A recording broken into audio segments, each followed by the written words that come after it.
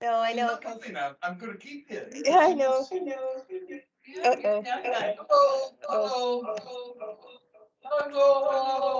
No, don't do that. Don't do that.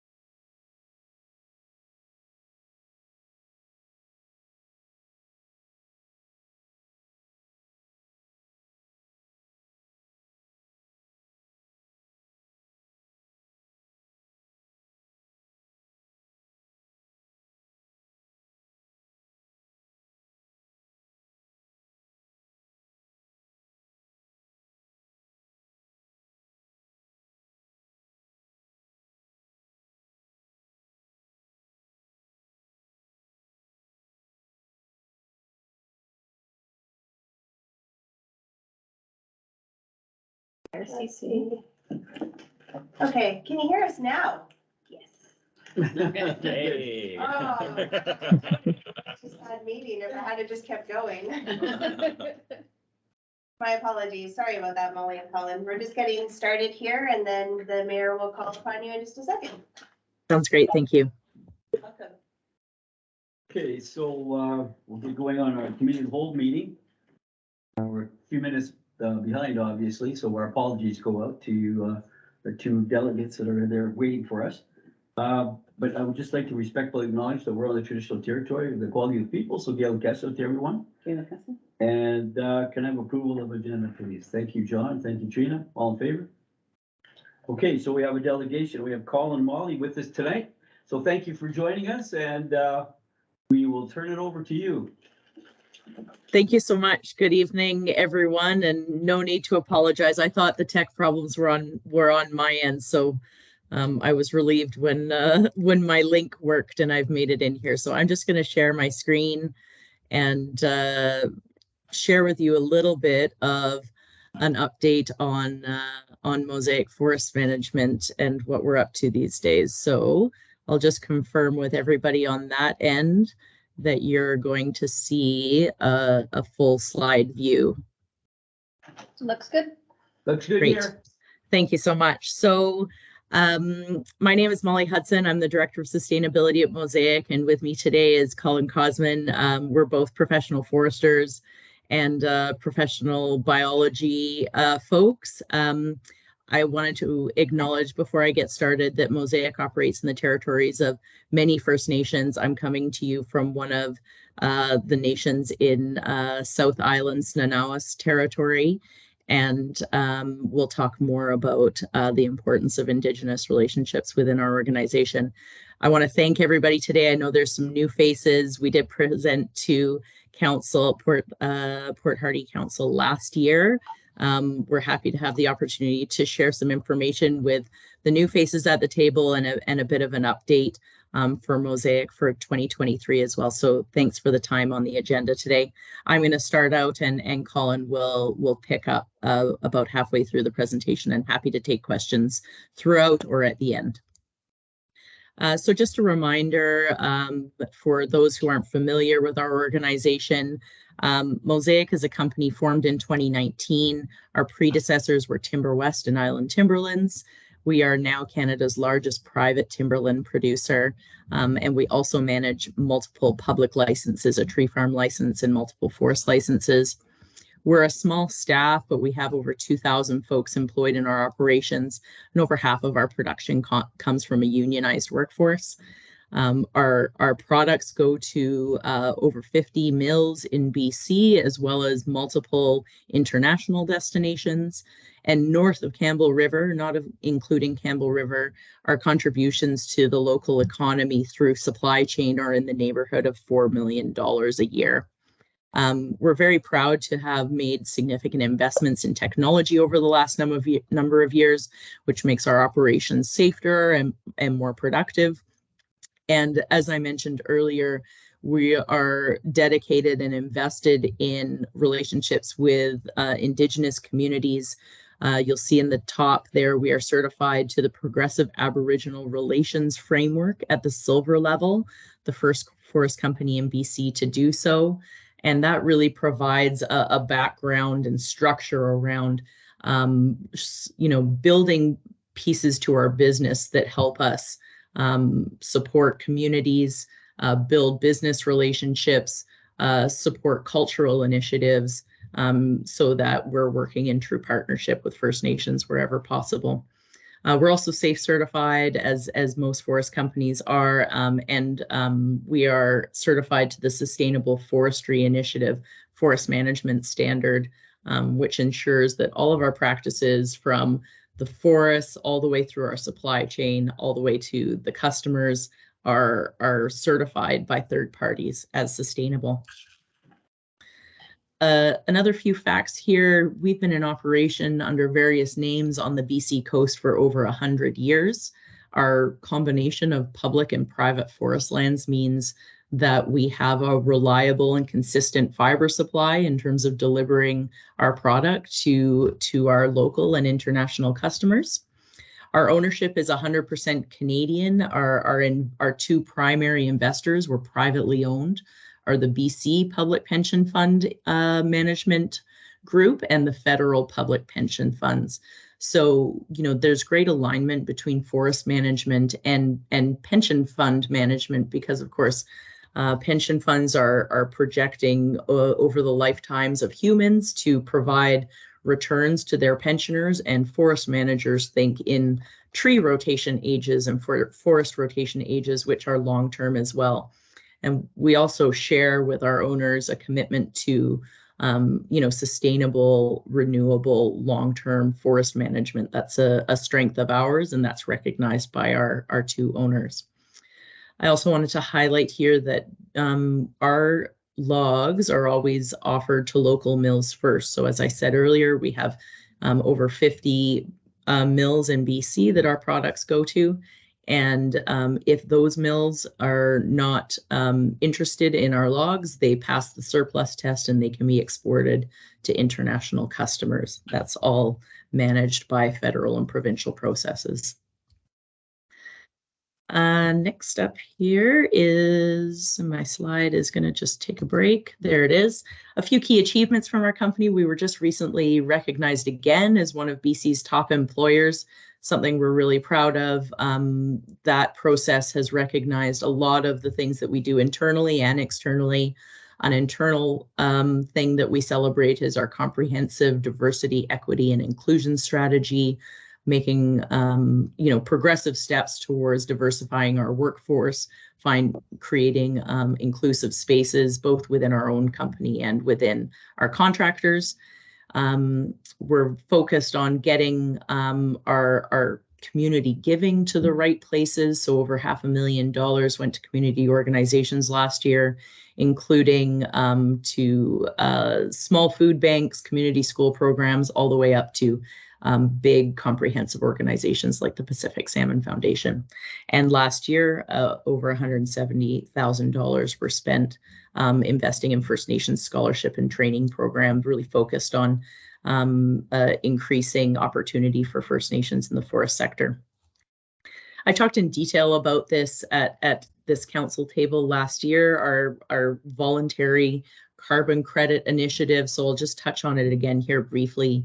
This is an initiative to defer the harvesting on 40,000 hectares of our private managed forest lands on the coast of BC and sell the carbon credits from that deferral of harvest on the voluntary carbon market to generate revenue for our company, but also to provide these other co-benefits that you see on the screen, the retention of old forest, the management of socially sensitive harvest areas, protecting areas in key drinking watersheds, and providing adherence to the UN Sustainable Development Goals that you see on the right there. We also have 2 project partners that you can see at the bottom, both the Pacific Salmon Foundation and the Indigenous Protected and Conserved Areas Program generate revenue from the sale of these credits to do research on climate change and the marine space. And the IPCA group is helping us determine what happens after the term of this project, which is 25 years long, with the lands that we've designated for this carbon crediting initiative. So an exciting project that we announced around this time last year, and have gotten great feedback from communities. I really think that this is a win-win for communities and for our organization. With that, I'm going to pass it over to Colin for a bit of a local update. Great, thanks, Molly. Can you hear me okay? Good on my end. Great, okay, and thank you for providing us with the opportunity to present here this evening. So just wanted to share a bit with you about our private managed forest lands in your area. So south of Port Hardy, you can see the area highlighted in blue. That's our private managed forest lands, and also to the southwest. So we haven't had activities occurring in these lands for a number of years. We are considering some operational planning and activities, possibly this fall on a smaller scale. So that's at the gold star that you see on the screen there. And you can see Port Hardy is at the top of the screen. Next slide, please. So these are 3 or 4 small parcels that we have around Rupert Arm. Folks might be aware of these ones. Center of the screen here is a gold star, and this is an area where we've been having, over the last few years, some illegal activities and illegal camping and some other activities there. So, to control these activities, we've had security on site and, looking at no immediate activities for these areas, but understand that, Rupert Arm is a popular place for recreation. So I know folks from Port Hardy and Port Alice and other areas have been involved in conversations with these sites. Next slide, please. So Molly talked about sponsorship and donations and how we support communities, and maybe I'll just start with North Island College. We do a lot of work with North Island College and students in forestry programs and natural resource programs. The photo on the lower right is of a recent tour we did at our North Island log sort. So that was about 20 students, and it was a great opportunity to meet with them, hear about their education, and learn really what they're focused on in school, but also provide them with some background information on Mosaic and our business and all the things we do in communities, and how our activities support employment and the economy. In terms of sponsorship and donations, we do. I'm very fortunate to sit on the sponsorship and donations committee, and over the years we have donated to various secondary schools and elementary schools on North Island. So it's a great part of our business and an opportunity to support communities. We also support the Pacific Salmon Foundation. So for over 20 years now, we've provided contributions, and this also includes different salmon enhancement societies, and we also support the Kokish Fish Hatcheries, which is on northern Vancouver Island as well. So we're a proud longtime supporter of that hatchery. Next slide, please. And that's it. So if there are any questions, happy to answer those now. And thank you again for the opportunity to present here this evening. Thank you, Colin, and thank you, Molly, for your presentation. Greatly appreciated. Now turn it over to council. Any questions, council? Thank you for the presentation. Yes, thank you. No comments or questions? No, it's just all laid out pretty well. It was laid out well. Yeah. And thank you. Yeah, that sounds great. Now, when you talked about that log sorting place on the North Island, whereabouts is that? So we have a facility north of Campbell River, and we also have activities in the Bonanza area and at Beaver Cove area. And did I see that you're planning a cut just outside of Port Hardy in that a block outside of Port Hardy? Yes, there's field engineers looking at a small area there, but it's just in the initial stages. So wouldn't be happening for a while then. Could be happening later this year. Okay. Is that in the area that we call Branch 1 that runs right up beside the Quaxie River? I'm not sure. There is a road there called Bing Road, I believe. Yeah. Oh, yeah. But they appear to be south of Bing Road. Then there's Yes. Yes. There's a forestry road that has been there for a long time that meshes in, and you can actually, Rupert 400. you can get out to Rupert 400 on it. Yeah. Branch 1 goes up to meets up with Rupert 490F. And as Colin said, we're very much in the kind of, what we call reconnaissance phases of this. So we're giving you a heads up, and certainly as those plans develop and contractors are signed up and timing is finalized, we'll have more information to bring back to this group. This is let's say an early heads up that we're starting to think about that, and there would be more information coming from us as those plans are solidified. Councilor Roberts? Yeah, is discussion with the Cloud Guild part of that to lead up to the? Yeah, we would certainly engage with First Nations to share our plans. Again, because it's such early phases, it's not hot off the press, but certainly this is the first time that we're sharing it, and would bring that to First Nations as well to get their feedback. Okay, thanks. Great. Great. Okay, so any other questions, comments? Well, thank you again, Colin and Wallace, for you guys for coming and doing that presentation. Greatly appreciated. Great. I guess that unless you have something else you want to share with us, like how much money you're going to donate to our Flower Days coming up. Okay. I'll get back to you, Colin, on that one. Yes, Please do. that sounds great. Look forward to that. Okay, great. Thank you. Well, you Thank guys you. have a great evening. You're more than welcome to stay for the next delegates or for our council meeting, but I'll leave that up to you. So if not, you guys have a great evening. Okay. Thank you very much. Appreciate your time. Thank you so much. Bye. Have a good evening. Bye-bye. Yeah, like it's in that. You too. Burgess. It's always when you're driving past First Bing Road, and then there's Burgess has that. Burgess is- That woodlot there. It almost looked like it was around that area. That's where I thought it was. And that's like big, beautiful country cedar out there. Do that. To do with- I don't think it's like his, so to speak. It is. Is it his? Spike Top, he's got a Yeah. private forest, or not. a Yeah. private forest, but a woodlot. Yeah. I wonder if it's like just on the border. It looked like it was on the border of that almost.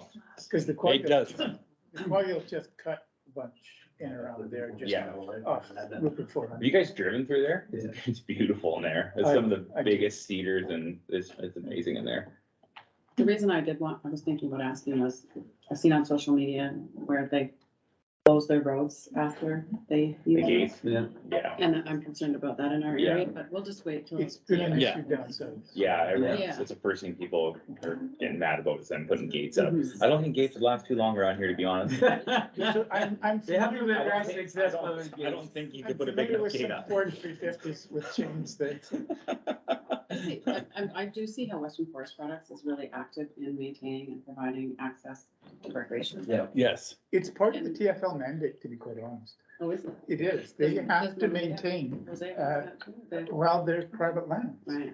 But Ah. they have to maintain a certain amount of public access roads. Yeah. That's part of what Right. the I see. commitment is. Yeah. They don't always do that.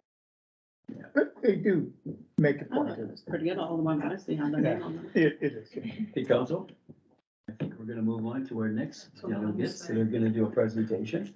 Riley's here, and Christian are here. Do you want us up front there? Yes. Yeah, we got a nice couple of seats here for you, Riley. Oh, look at that, perfect. And if you point it. Over Yeah, there. Christian, Yeah, you gotta get up to that's okay. I see the light. You go can be on. the figurehead. Yes, stand here. Show me.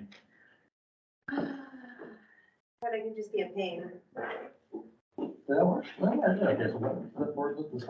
there you go. Yeah. Just give it a second. 'cause Oh, it okay, does perfect, delay. okay, I'm skipping ahead, look at that.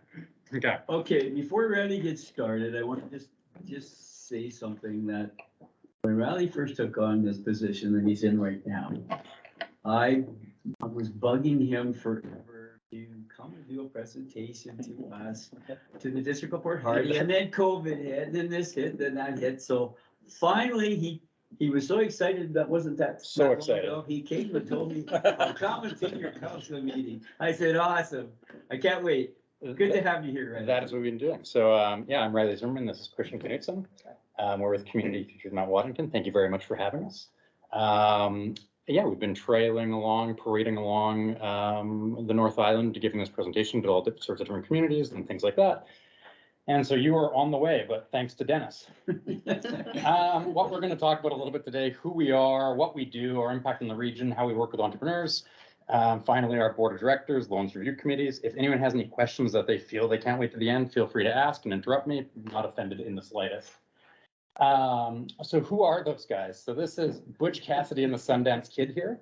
And David Mitchell, who was the previous executive director before myself here, he used to always say this to me and he said, who are those guys? Like nobody knows who we are. And as much as I try to get rid of that slide or some slide similar to that, I can't seem to.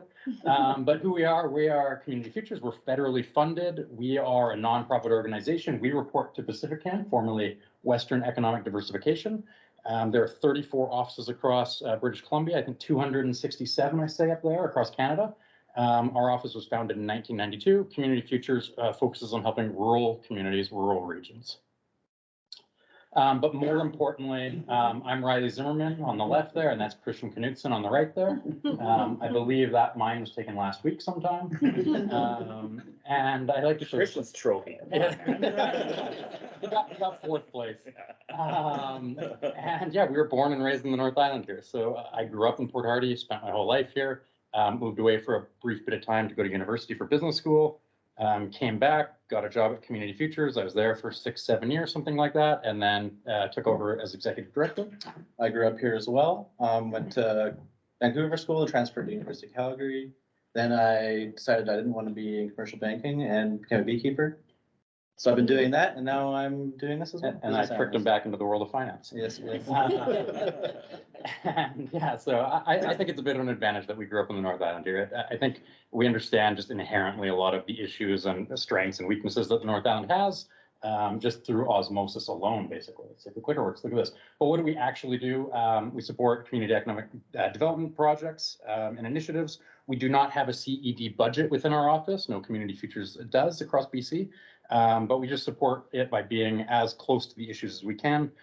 We are part of lots of different organizations and groups, Vintas, Vintac, Chambers, things like that. We try to keep our finger pretty close on the pulse of what's going on in the North Island. But the main thing we do is that we support businesses and entrepreneurs, primarily through lending and financing. But I'll get more into what we do moving on here. But a big thing what we do is loans is our primary focus. Our region, as many of you probably know, this is probably a bit of a redundant slide, but this is the region, the Mount Washington region that we cover. So it's roughly 12,000 people. It goes all the way up to Bella Bella, Kingcome, Echo Bay, things like that, all the way down to Zabalas. So it is a pretty spread out region.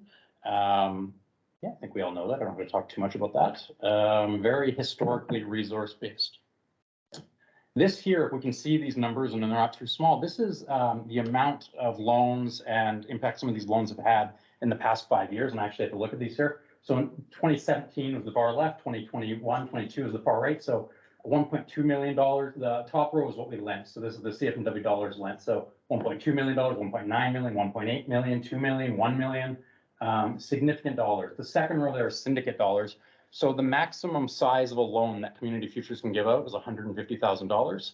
Our way around that is if Dennis comes to us and he wants to start a business for $300,000, we can partner with another Community Futures office. We can each put in $150,000. No. So the second row is money we've brought into our region from other offices, primarily across Vancouver Island. 2 million, 1.3, 2 million, 1.9. Leverages, the third row is if we, again, give a loan to Dennis for 300,000, if Dennis puts in 50,000 himself into that business, that is us leveraging $50,000. So that is client's investment, client leverages to these projects here. Number of loans, number of new businesses here at the bottom. So 23 loans, roughly 20 business loans a year. Some interesting things about this, we were fully expecting during COVID to slow down significantly. We didn't. That's why I guess I didn't make it here, Dennis. We're very busy, but that was one of our biggest years, actually, the 2020, 2021 year. Very much of an anomaly. You can see the year after that, it definitely slowed down. And this year has also been a bit of a slow year as well. Yeah. Seems like there's a lot of trepidation among people right now, just with rising interest rates, what the economy looks like, but well above our target. So if you look at Community Futures across the province as a whole, we are consistently in the top like 3, 2, and 1 for dollars lent. Even on that slow year last year, we lent out the second most in the province, I believe. Over there. Over there, yes, I don't know, I'm looking around. Yeah. Just shoot it at my head. Shoot it around. This is over the past 5 years. This is where the money has gone to, what sectors it's gone to. I just like to show this because it's interesting. It's about 50% or close to 50% hospitality and tourism. Before this, if you look back like 10 years, it's much more forestry and fishing. That still obviously exists. Forestry has been really slow for us. Fishing is always there though. And yeah, so I think that is interesting. But yeah, this is the big slide here. If I was only going to show you one slide, it would probably be this one. The total impact over 5 years. So if we look back at that slide and added all that up, over $16 million lent, nearly 9.5 million leveraged, 105 loans, 36 new businesses across the region. I think that's unbelievable. I often try to think what the region would look like without Community Futures involvement, and it'd be a very different place. Texas Electric wouldn't have a bucket truck, I can tell you that. There we go. I almost put a picture of you in. Yes, yeah. This is a horrendous slide. Don't read it. I'll tell you all the important things on it here. On top of our traditional loans, during COVID, the federal government gave out RRRF loans available to businesses that were negatively impacted by COVID. If you've heard of SIBA loans, which were given out by the banks, these are essentially the same thing. It was a different stream to get it, and they were the requirements to get them that were slightly different. Essentially, it started off, you could get a $40,000 loan. If you pay back 30,000 of it by a certain date, the end of December 2023, 10,000 to be forgiven. It was then increased to get an additional 20,000 and 10,000 of that to be forgiven. So essentially, you get a $60,000 loan, 20,000 forgiven if paid off by a certain date. We gave out 29 of these loans for $975,000, which we were happy with. We have some repaying and everything like that, so they don't have to start making payments until this December. So we'll see what happens there. How we work with you, business financing support, ongoing training, stuff like that. I'll talk about each of these things here. A big part of what we do is business planning. So I like to think that we offer some sort of expert advice to a lot of people. Tons of people come to us and they just have an idea and they want to just chat and bounce things off the wall with us. We're happy to listen. We're happy to give advice, feedback on that. A huge part of what we do is we help people write business plans. We will not write the business plans for you, but we will help with them along every step of the way. Show you exactly what we're looking for. Even if you're going to a bank for financing, stuff like that, we're still more than happy to help with the business plan. Yeah, lots of viability studies, lots of looking at financials with people, things like that. financing. This is obviously one of the big reasons people come to us. We have competitive rates. Our rates have gone up significantly recently because the interest rates across everywhere have gone up. What's prime at right now is 6.7 or something like that, which is pretty crazy. Flexible arrangements, loans that reflects the need of your business. Lots of times we will have someone come to us and they want to start a kayak business or something like that.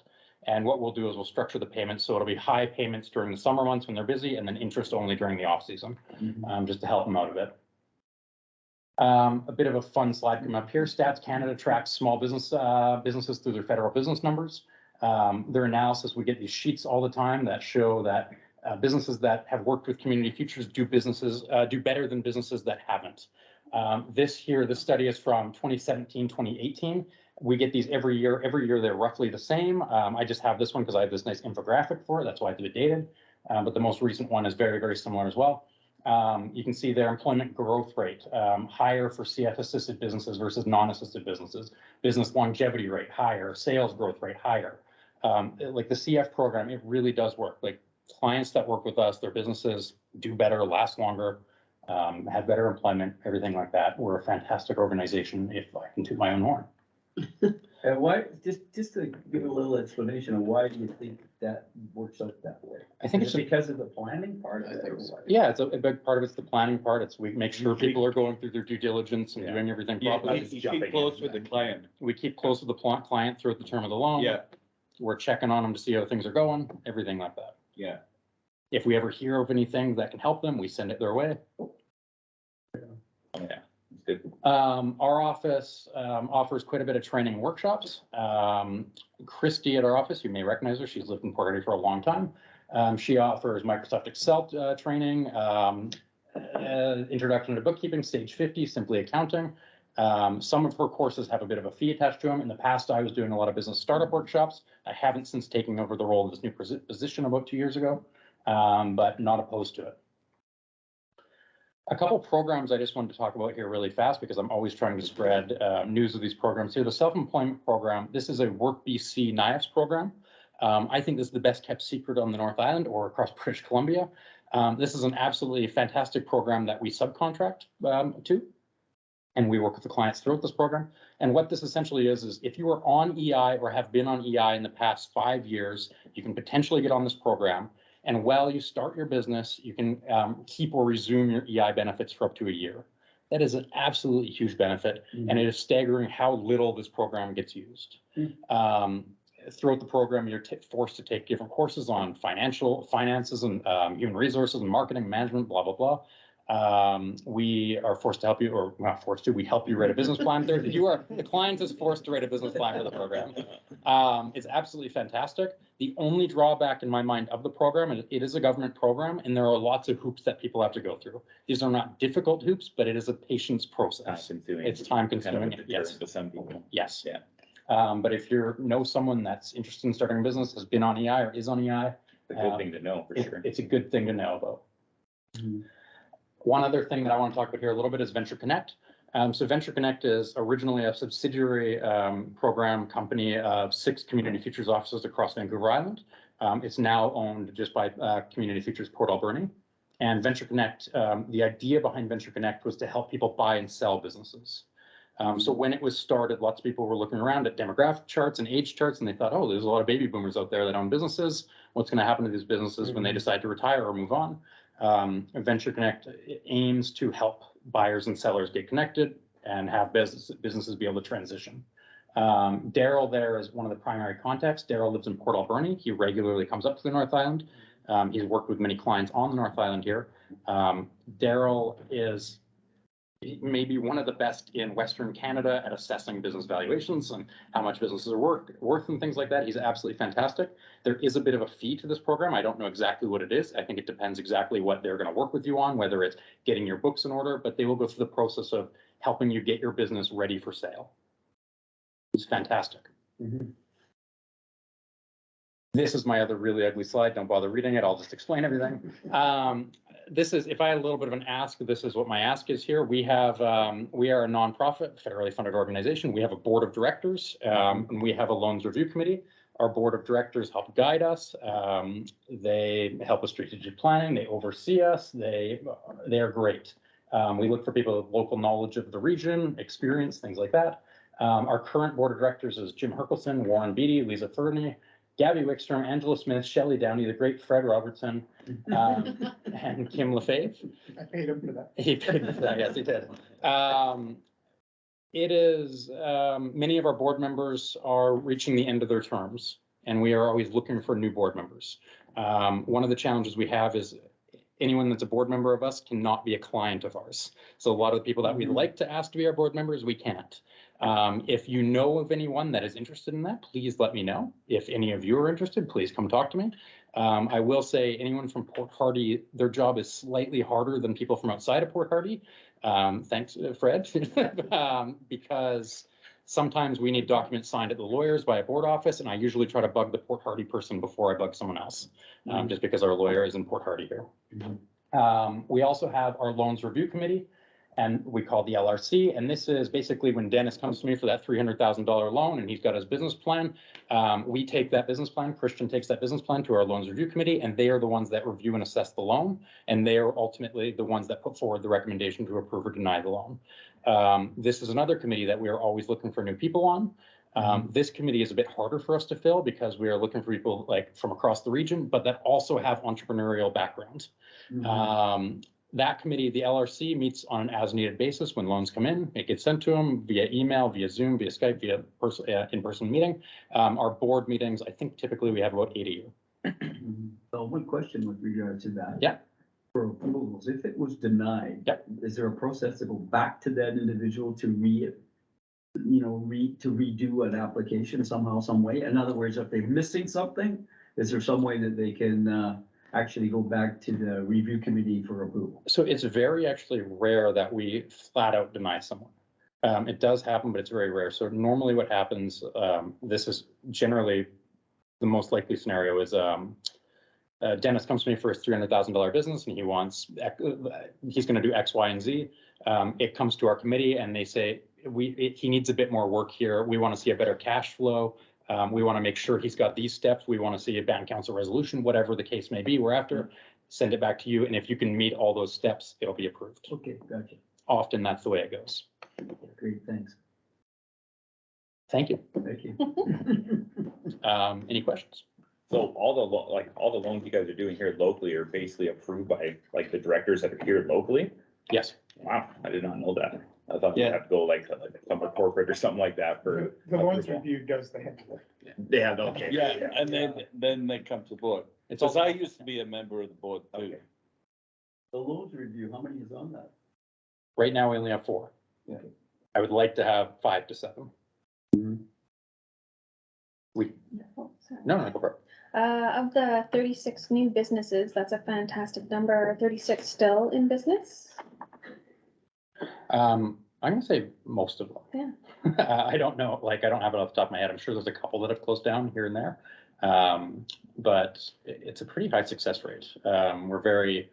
Our default rate is very low. So when we give a loan to people, we almost always get that money back. Our default rate right now is less than 1%. Fantastic. So businesses are doing well. Good job. With so many of you from Port Hardy and your lawyer in Port Hardy, and have you thought about the climate impacts of maybe moving to the office to Port Hardy? I have not. We've got a potential place for a community future. I would, Where's that? I'm not at liberty to say at the moment, but, Okay. but there is potential. We both live in Port Hardy too, so. You're pushing for it. It's not a bad idea. Yeah, Christie does too, yeah. And Christie's here, yeah.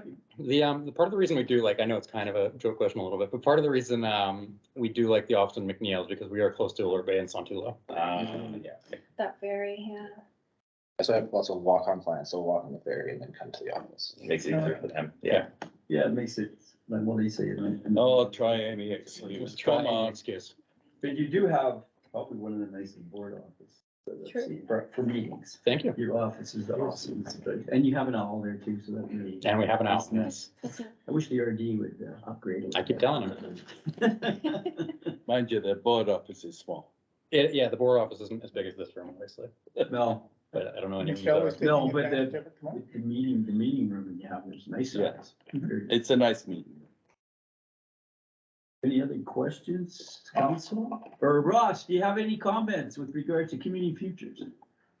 Thank you very much, but I don't at this point. Great, thanks, Ross. Thanks for.